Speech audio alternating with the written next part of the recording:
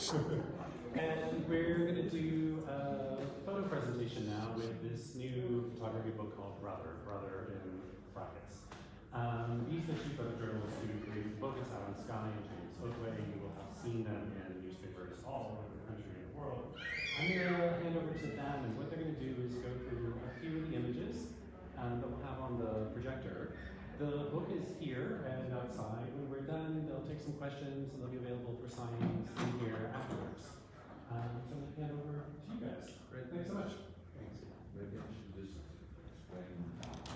Morning everyone, thanks so much for joining us today. I'm not sure if you guys know anything about our book at all, but if you don't, I'll just tell you a very brief roundup about how it came together and what it's about. So it's about xenophobic violence in South Africa. So both Alon and myself, we used to work, I used to work at the Sunday Times, and Alon still works at the Sunday Times, but we first encountered, we got our first taste of xenophobic violence in 2008, when there was massive attacks that broke out. I'm sure some of you can remember that. So many people were killed. The violence lasted for probably more than a month. It spread across the whole country, and tens of thousands of people were displaced as well. So that was the first time we saw it, and we were both quite shocked by this phenomenon. We hadn't seen it coming, Anyway, after 2008, finally Mbeki deployed the army, as I said, after about a month, and then the violence started to subside, and it kind of disappeared for a while. There were still sporadic attacks happening around the country. Maybe a spaza shop might have been attacked here or there, but it wasn't a sustained sort of outbreak of violence. But it was sort of quiet, and I personally was like praying that we'd seen the last of it. I was like, okay, that was just a once-off kind of thing. But then in 2015, there was another big outbreak of violence. And then again, it lasted for a couple of days. It was when Emmanuel Sithole was murdered. And then the army was deployed much quicker than in 2008, and the violence subsided. But then there was no real big period of where the violence had abated after that. Then we started seeing outbreaks every year, and it's becoming more and more regular now. It's even last year during the level 5 lockdown, people in Tokoza, in fact in Pola Park on the East Rand, Zimbabwean residents were rounded up, and all their furniture was taken out of their houses and burnt in the middle of the street in broad daylight. Now those attacks, unfortunately, we documented it, but it was after the deadline of our book, so it's not included. But my point is that xenophobic attacks are happening more frequently. Even this year there was some in Durban already. And that was really the motivation for us to put this book together, because we were sitting with all this work and it was just kind of gathering dust. And we felt that it was important for us to keep the conversation going, to have this book come out there and remind people of the dangers that lie in intolerance and indifference, and just to really make people think before they act. I don't know if you want to just hi guys, thanks for coming and having us here. I could just speak to how the book came about. Is that these images were the subject of an exhibition in 2018 called Clean Out at the Holocaust and Genocide Center in Johannesburg, and that coincided with the 10-year anniversary of the first outbreak in 2008. And we felt that the center was a perfect place to contextualize this work. And from there, with sponsorship from the Rosa Lassila Stifting, they generously sponsored this book. And then we felt that these images needed to be a historical record of what had happened because of the denialism that we keep seeing from kind of government and from different sectors of society, and the kind of rhetoric that is still carrying on. And that's how that we came to this book. So we're just going to show you a selection of pictures from the book. It's not all of the pictures. There are some quite graphic images. So if you're a sensitive viewer, please just sort of be prepared. But it is important for us to show those images as well, because, you know, unfortunately, it's a very ugly thing, xenophobic violence, and you have to, you know, experience that brutality in some way. What we've done in the book, though, is we haven't used it in a sensational way. We've tried to temper it with some of the essays that have been written by various, you know, academics and so on, and also other pictures that show, you know, migrants in daily life and, you know, portraits and that kind of thing, to balance it out a little bit. So we're going to show you a selection and we'll talk you through that. And then if you want to ask us any questions, you know, perhaps you even want to stop us on a certain picture or go back, we can also do that if you've got questions. I'll just give about 3-4 minutes.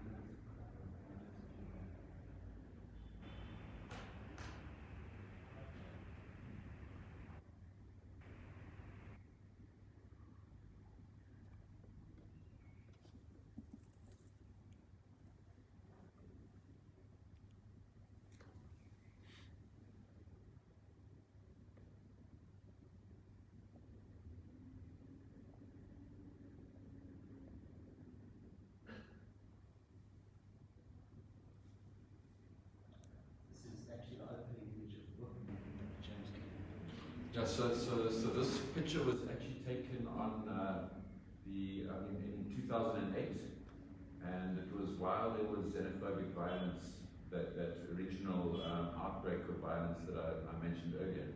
But it was also election day in Zimbabwe, and it was the election was seen as a sham election. There were accusations of intimidation by some of ZANU-PF's youth militia, known as the Green Bombers, and it was really at the height of the crisis, the political crisis in Zimbabwe, and we saw a massive, you know, exodus of people from Zimbabwe at that time, and, you know, people were desperately coming under the fence, and then they were coming from that crisis to, you know, the crisis of xenophobic violence that was happening in South Africa at the time. So yeah, that's the story of this picture. Yeah, this was when violence broke out in Alexandra Township first. That was the first place that it broke out. And yeah, we were there at night, and this mob was gathering, and they were going around from house to house, you know, knocking on or kicking down doors and bringing people out and demanding to see people's ID books, because they claimed that a lot of the RDP houses in Alex were occupied by Zimbabweans and Mozambicans. Sorry, can I ask you a question? Sure. In that previous image, how are you guys received when you're taking images like that? I mean, that's quite a confronting. I mean, they're there to extract people who don't belong there. Do they not view you in the same way? How does? Yeah, look, I mean, it is quite difficult, but it really depends from situation to situation. So, you know, sometimes, can you go back? So if you see there's like a bit of a blue light in the background of that picture there, so here there were some police present as well. So, you know, and there were quite a few photographers present at the scene as well. So I think in this particular incident, you know, it was more like felt a bit like safety in numbers. But yeah, there are times where you're actually on your own then, and it's how you are received depends on how you respond as well. So it's a very difficult thing to gauge. You know, it's sometimes, like I said, no two situation is the same. You just kind of have to try and sense it, and it's about reading body language, sensing the vibe. Sometimes the minute you approach a crowd, you get, you know, rocks and bottles thrown at you. Other times, you know, you're able to, you know, get close and almost be unnoticed. You know, people just accept that you're there. And sometimes people are also so caught up in what they are setting out to do that everything else becomes kind of secondary to what their intentions are. yeah. So it's a tough one. It's like just kind of, you know, do a bit of this, see which way the wind's blowing, and make up your mind. Yeah, this was out in a place called Ramaphosa Informal Settlement, which is on the east rand near Boxburg. And that was actually the scene of some of the worst violence in 2008. That's just a scene from there. This picture was also taken in Alex, and these two guys, you know, they told me they were actually South Africans, and the man laying sort of on the floor there, he was attacked. He was accused of being a foreigner, but you know, they said they're from Limpopo and they're Shangaan speaking, and Shangaan speaking people, when it comes down to xenophobic violence, are often accused of being from Mozambique, because they speak Shangaan in Mozambique as well. But we speak Shangaan in South Africa also. It's one of our official languages. So it just shows you how ridiculous, you know, that kind of violence is. So this is a picture of my mother and child, who also South African, and also shows how a lot of South Africans are also affected by this violence, who are living amongst the violence in these informal settlements. And this woman here, her house was shattered, broken into, they stole her belongings. And a lot of people are the secondary effects, not only the violence, suffer from kind of PTSD and certain kind of after effects of this violence. So South Africans are also thrust into these problems, and do kind of suffer a lot of the effects of it. Yeah, and I think to add to what Alon is saying there as well, what we see these days on Twitter and so on, because you see a lot of today's xenophobia is driven on social media, and you see people using the terms like locust and cockroach, these dehumanizing terms to describe migrants. And then also there's a kind of a movement to, if you have to say that you're against xenophobia, then you are anti-South African. So it's you know, that whole kind of patriot versus traitor kind of argument. And of course, you know, xenophobic violence is as much about South Africans and how South Africans feel neglected by the government and by whoever, as much as it's about migrants who have fled, you know, because of you know, whatever the situation is in their home country. So it's you know, to address xenophobic violence, you have to, you know, look at South Africans as well as migrants.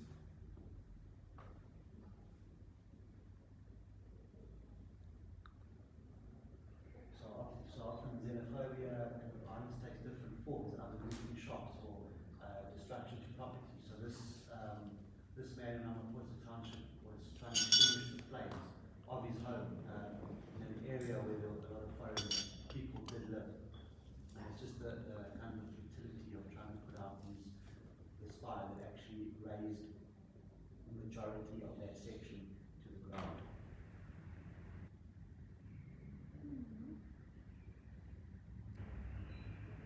Well, one thing about the 2008 violence that sticks out in my mind as well is that, and this is what really kind of made it so shocking for me, is that in the township areas it was literally a war zone, but in sort of the middle class suburbs it was business as usual. I can remember driving home one day from like one of these areas where I'd been photographing this violence the whole day, and just driving home, and people were stuck in traffic and, you know, greeting each other, get out the way. It was like it was a normal day.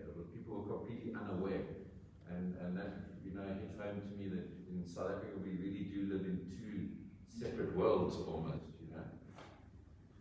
And the shocking thing for me when taking this picture was almost the normality of the daily scene, where contrasting someone collecting water and this person, people were also inured to the violence that was taking place. This man was killed in overnight violence, and this woman and the baby were going about kind of their daily chores with kind of a mob of people watching in the background. By this stage, kind of police had arrived and quelled the situation, but during darkness, it's almost impossible to control these types of incidences. And a lot of people wake up to this kind of carnage the next day.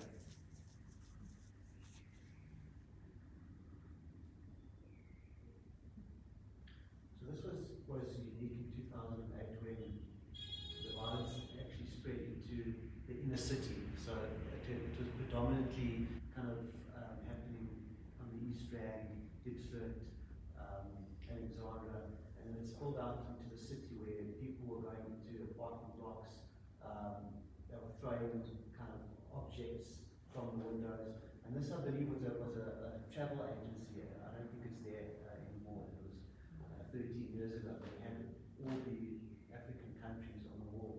And cops were doing routine searches on people who they thought were kind of attacking Nigerians and Mozambicans on that day.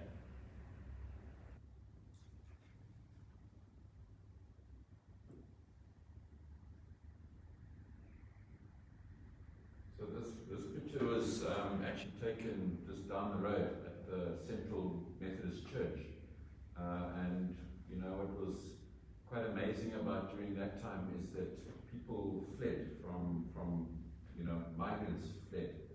And many migrants ended up at the Central Methodist Church, which opened its doors and allowed hundreds, you know, in fact I think it was a couple of thousand people in the end were staying there. And at night, people would even be sleeping, you know, between the pews and stuff in the actual church. And it was great, you know, at first, but I think it became a bit of a problem because several years later, they were still staying there. And I think that also that, you know, some people had taken advantage. There was this criminal element there. The whole area was said to be very unhygienic because obviously you've got a couple of thousand people staying in a place, there's not enough toilets and so on. And then the church took the decision to, you know, make everyone leave. And this photo was taken in 2015, if I'm not mistaken. And they kicked everyone out and they did a sort of a intense cleaning of the whole place. So it was, yeah, it was sort of the end of an era of that, you know, what had become a sanctuary for, you know, these displaced people. James, what is the name of the priest? Paul Verheyen. Paul Verheyen. Yes. Bishop Paul Verheyen. So in 2015 as well, there was an organization that was blaming foreign people for the problems of drugs in Pretoria. And a whole group of people were chased into a building in downtown, in the CBD. And this man is clearing out because they were accusing these foreign people of having weapons, drugs, and this is just kind of a fear of being confronted with kind of hundreds of men trying to pull these people out. Yeah, so this just speaks to what Alon was just talking about. And, you know, over the years we've seen many different ways of scapegoating a migrant into, or you know, in an attempt to justify the violence, which is obviously, you know, you can't justify that sort of violence, but people come up with different, well, in fact, organizations, you know, consciously come up with reasons. All right, let's think of something we can blame onto foreigners now. So drugs are one of the things, and then some spaza shops, we hear that they sell, you know, goods that have expired, and that kind of thing. So yeah, this is what happens in that case. So then the spaza shops get looted in the townships, and it's quite strange because, you know, with that kind of violence. So this is a common one. The spaza shops, these foreigners are selling the outdated, the expired products and poisoning us and that. But the actual migrants don't really get killed in these attacks. So it's kind of a less physical violence. It's more about looting the shops, which is interesting because there's then the different type, you know, which is the ones that we saw in 2015 that's where people are targeted, and you know, it's conscious attempts are made at actually hurting migrants. And the irony is throughout kind of lulls in the violence, South Africans coexist, foreign people coexist, buying from each other at the shops, and then kind of in the heat of the moment, I mean, a lot of these people's livelihoods are completely destroyed. They develop friendships, and you know, we often hear of, you know, guys at the spa shops have given credit to people and all that sort of thing, and people get along and make jokes and that, but then suddenly, like that, you know, it's your enemy. This was during some of the Pretoria attacks in 2017, I think, and yeah, this mob targeted this guy and started beating him. Until luckily he was able to produce his little torn up ID book there to prove that he was a South African. And if he didn't have his ID book on him, I mean, I don't carry mine on me. If he hadn't had his ID book on him, he would have been killed, right? Undoubtedly.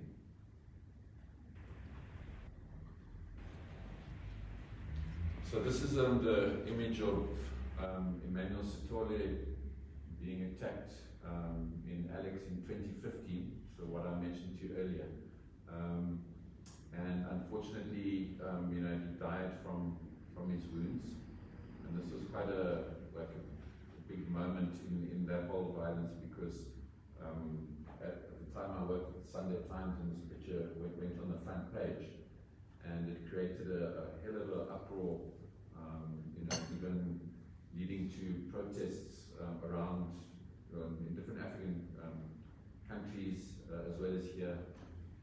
And yeah, and it was the day after the picture appeared in the paper that the army was actually deployed, and then the violence was quelled. But it was quite a traumatic incident to actually observe. I'm not sure if some of you have heard of the story before, but I took myself and my colleague, the reporter, Barugla Trump, we took Sithole to a clinic up the road. Unfortunately, there was no doctor there. The doctor, it turned out, was a migrant and didn't come to work that day because he heard about all the violence happening in Alex. So we lost a lot of time at that clinic, and then had to take him to Edinburgh Hospital. And by the time we got him there, he was already in and out of consciousness, and he hadn't been there long before, you know, the doctors came out and said, unfortunately, he's passed away.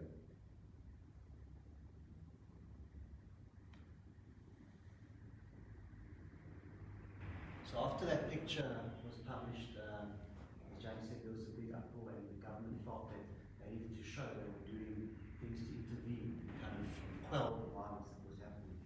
So there were a lot of raids that kind of took place at various hostels, which they believed were a hotbed of the kind of rhetoric and the violence that was happening. And this is outside JP Hostel, where these are Nigerian men whose businesses were torched a couple of days earlier. And I think this guy lost like 20 cars in a panel beating shop. And he's kind of enraged and furious at what is going on. And he's confronting members of the men's hostel, which is about 400 meters from Maboneng. This is all just down the road over here as well. And the policemen intervening. And after that, there were the notorious raids that took place at the hostels. And during kind of at midnight, the army and police went into these hostels and kind of made everyone get out of bed and search the place. And kind of, they were very heavy-handed, and there was a lot of conversation around the dehumanizing way in which they kind of approached this, but they were trying to quell the violence, and there's a lot of debate around that. That's at Alex Hostel, and helicopters kind of flying over during one of the raids, searching for weapons.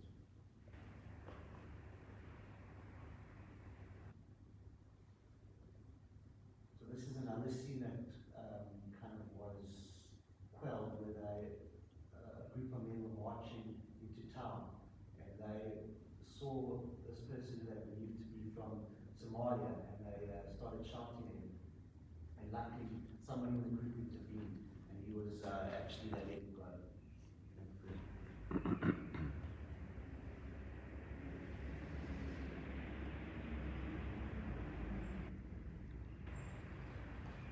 So this is a scene from 2019, when there was another big spike in kind of rhetoric and violence, and about 300 shops were looted in Germiston, and the police had come to intervene, and there was a lull in the violence, and this man who worked at the shop was trying to get all the clothes out before there was another attack. This is a man kind of frantically trying to get all the clothes out of the shop.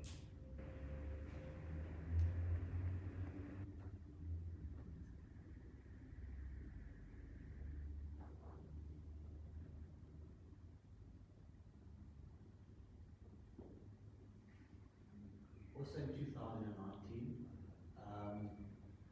when a group, the Alex Concerned Residents Association, they got wind that there was houses being occupied by people from Mozambique, from Nigeria, various other places, and they felt that these houses had been provided for South Africans.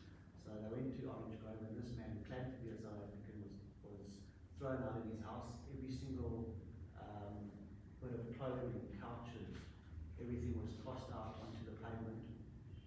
And his whole family watched helplessly as they took his stuff out. Luckily, the police came later that night and then kind of made them move the stuff back in. But also very kind of heartbreaking scenes.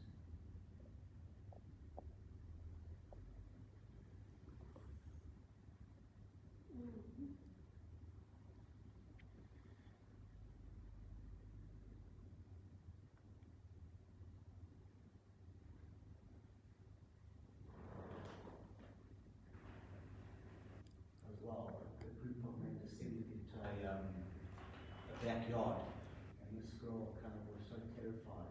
Luckily, they moved on to the main house and let them stay there.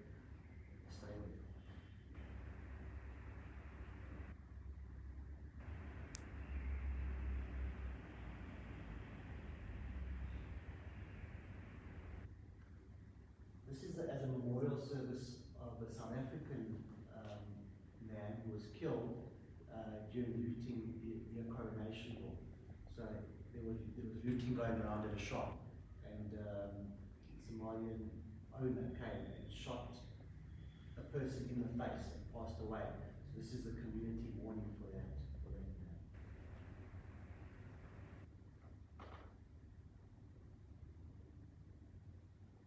It's interesting to note that during these episodes of violence, a lot of the victims are South African, actually. And that might be through acts of self-defense from migrants who are being attacked, or from South Africans who are wrongly identified as being migrants, or just the police just opening up on crowds and things like that. This is an image of the Bila brothers from Mozambique. So in 2019, a couple of there was a lot of people kicked out of the area, and there was makeshift camps and churches, and they got handouts. And it's just the irony, they received these two T-shirts, these two brothers of Sora and Boza. They were in that camp. Yeah, this is sort of points to what I was speaking about earlier with the spaza shops. It's not official, but a lot of people will tell you that the attacks on spaza shops are often organized by rival local businessmen who have their own spaza shops but aren't able to purchase goods at a cheaper price. So what happens, let's take Ethiopians, for example, they all club together and they're able to buy in bulk from like a cash and carry or something. So they are able to sell their products a lot cheaper than if an individual businessman has to go and buy. So that's part of the whole sort of tussle between who runs the spaza shops in townships. So just an interesting moment that I photographed near Germiston during the 2008 violence. A migrant man, he's got his suitcase with whatever possessions he's got there, and he's taking a Bible verse. And Alon likes to interrogate this picture. He's like, "Are you sure you took that in Joburg? Because why is there a seagull in the picture?"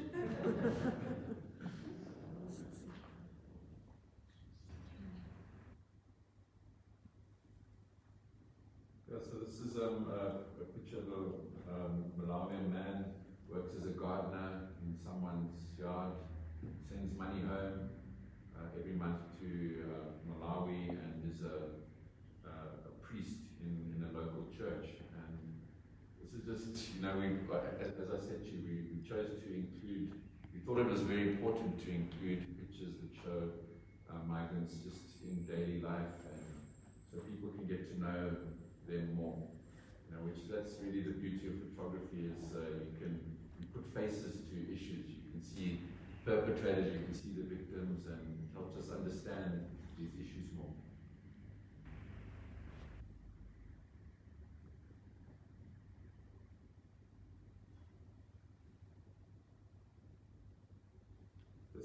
This lady, Bora, this is quite an interesting story. So she's a Congolese lady, and she fled fighting in the eastern part of the DRC.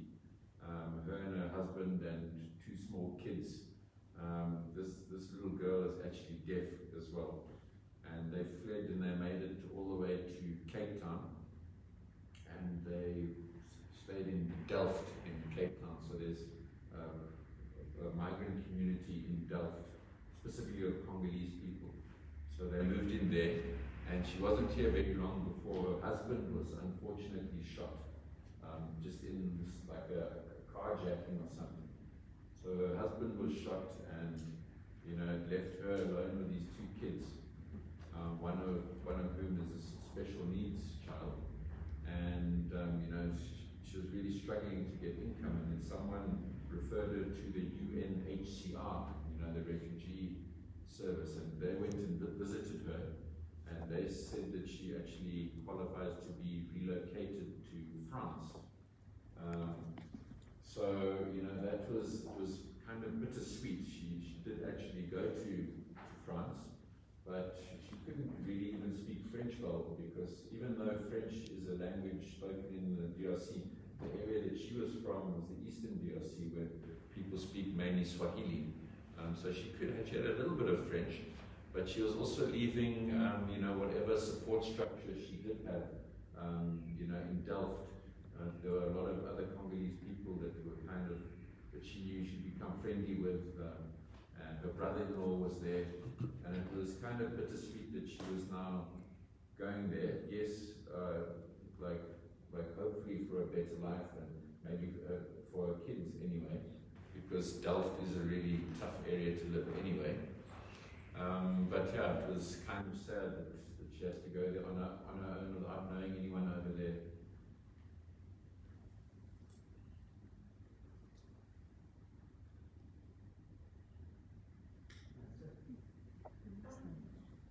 When you see these incidents, the attacks, the actual physical violence and stuff, what happens to the women and children? Is it predominantly male-on-male attacks, or are women and children, they just flee or they hide? Yeah, what happens to them? Predominantly male-on-male attacks. There are instances of females kind of going house to house, but also with looting and those types of things.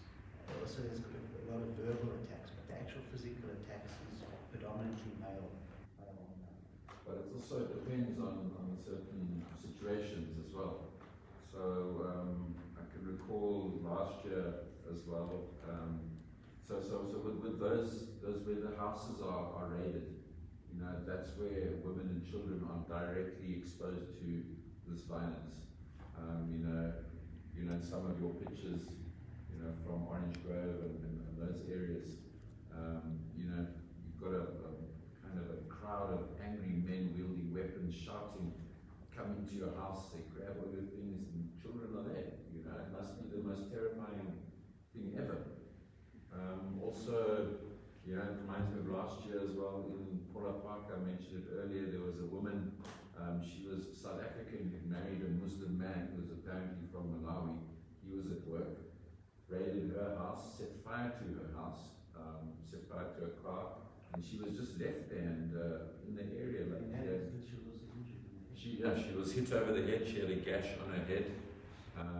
So women are also on the front line in some part.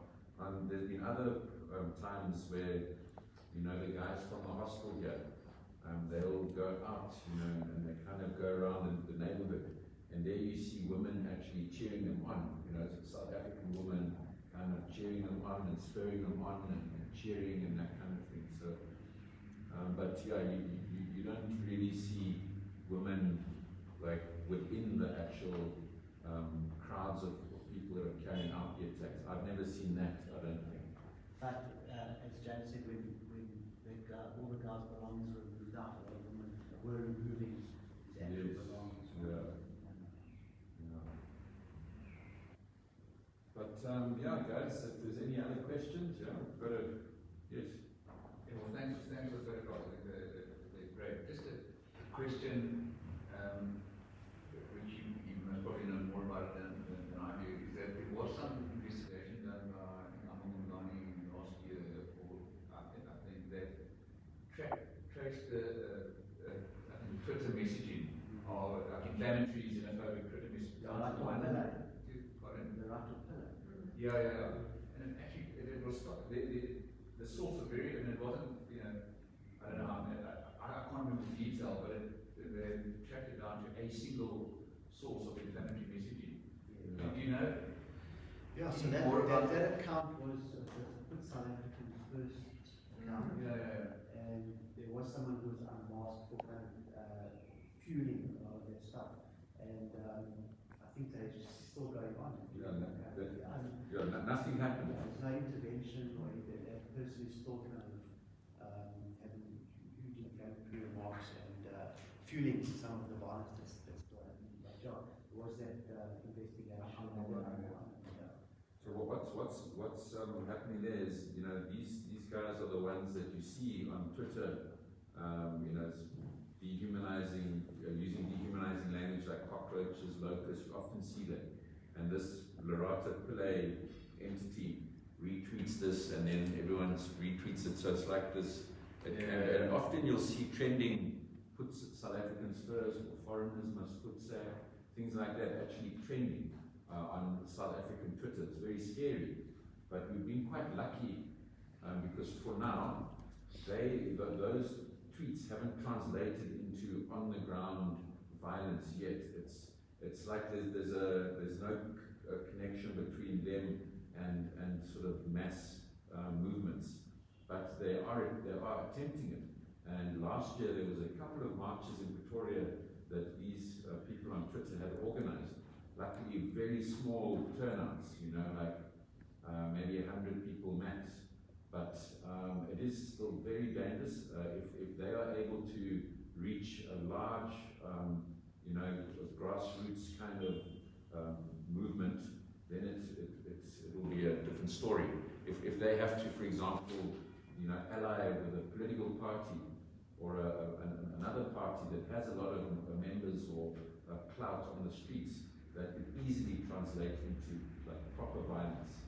So I mean, this guy can't just be allowed to make these tweets. There has to be some sort of repercussions for that. It's hate speech, and it leads to violence. I think there was one more question in the back, and we'll need to wrap up and let people talk to the next soon. Thank you. I just wanted to know if how has it turned on you as a photographer, if you ever felt in danger, and then also how you deal with the age-old journalist question, when people beg for help or they desperately need help, like you experienced journeys with in Alex, and asking for money as well. Thank you. Yeah, so I think there have been instances covering the violence where you kind of in a group and someone says something, next thing alarm comes, more alarms come, and you just got to actually keep your distance and be quite intuitive in how you deal with it. Move back, don't get too close. There's been times when the car has been kind of stolen and attacked. So yeah, I think you really have to kind of trust your intuition and judge each scene or situation kind of separately.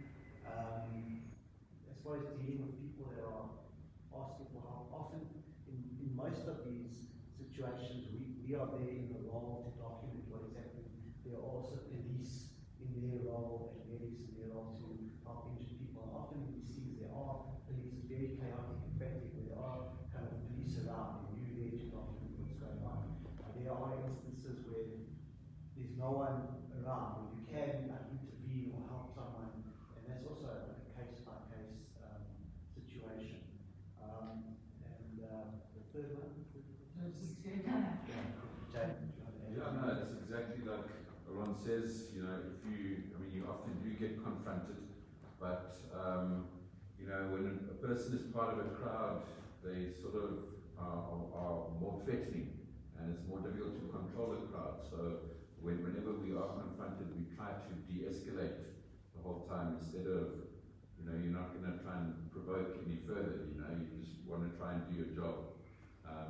So that's just de-escalation the whole time. But yeah, so sometimes I think, we're humans before we're journalists or photojournalists, and if we are, in a situation where we can help someone, we will help that person.